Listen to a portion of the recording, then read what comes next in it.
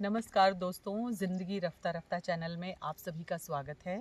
दोस्तों, अभी कार्तिक का पुण्य माह चल रहा है और कार्तिक मास में बहुत अच्छे अच्छे पुण्य कर्म करने वाले दिन आते हैं, जैसे कि गोपाष्टमी, जैसे कि आंवला नवमी। तो इस बार वर्ष 2025 में आंवला नवमी जो है वो 31 अक्टूबर को पड़ रही है।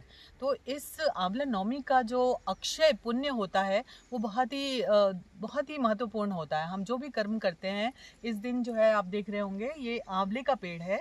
आंवले के पेड़ की पूजा की जाती है और इसमें ये दूध जो है, दूध से इसकी जड़ों को सींचा जाता है और पंचोपचार, पुष्प, अक्षत, धूप, दीप इत्यादि से पूजन करके अक्षय फल की प्राप्ति की जाती है।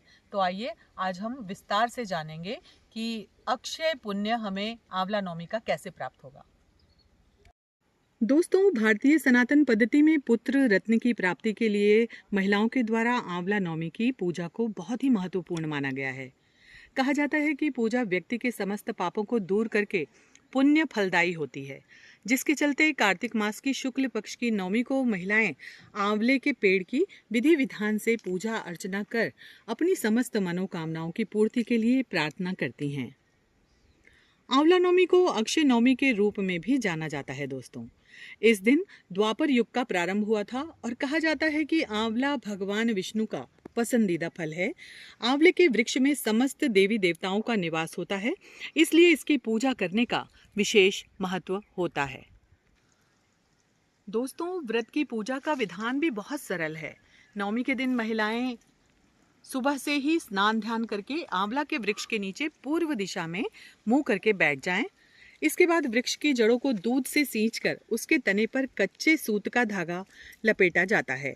तत्पश्चात रोली, चावल, धूप, दीप से वृक्ष की पूजा की जाती है।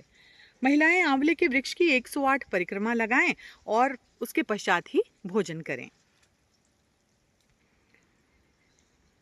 दोस्तों, आंवला नवमी के शुभ अवसर पर एक बहुत ही सुंदर कथा भी प्रचलित है कि पुत्र रत्न की प्राप्ति के लिए आंवला पूजा के महत्व के विषय में प्रचलित कथा के अनुसार एक युग में किसी वैश्य की पत्नी को पुत्र रत्न की प्राप्ति नहीं हो रही थी।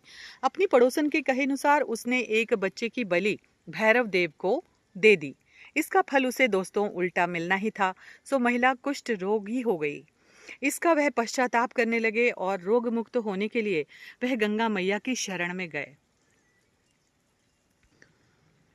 तब गंगा मैया ने उसे कार्तिक शुक्ल पक्ष की नवमी तिथि को आंवला के वृक्ष की पूजा कर आंवले के सेवन करने की सलाह दी थी, जिस पर महिला ने गंगा मैया के बताए अनुसार इस तिथि को आंवला की पूजा कर आंवला ग्रहण किया था और वह रोग मुक्त हो गई थी।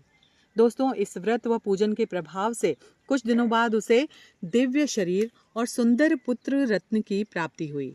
तभी से हिंदुओं में इस व्रत को करने की प्रथा का प्रचलन बढ़ा। तब से आज तक यह परंपरा चली आ रही है। तो दोस्तों, ऐसा है नवमी आंवला व्रत करने का विधान और उसका महत्व। दोस्तों, आशा करती हूँ कि आपको ये कथा बहुत अच्छी लगी होगी। धार्मिक कथाओं का बहुत ही सुंदर महत्व है और इनका सुनने का इनका फल भी। तो आंवला नवमी की आप सभी को हार्दिक शुभकामनाएं। भगवान विष्णु आप सभी की सभी मनोकामनाएं पूर्ण करें। आशा करती हूँ कि आपको मेरी ये वीडियो पसंद आई होगी। अगर आपको ये वीडियो पसंद आई हो तो आप प्लीज़ इसे शेयर करें और मेरे चैनल को लाइक, कमेंट, शेयर और सब्सक्राइब करें। आप सभी का दिन शुभ हो। जय हिंद, जय भारत।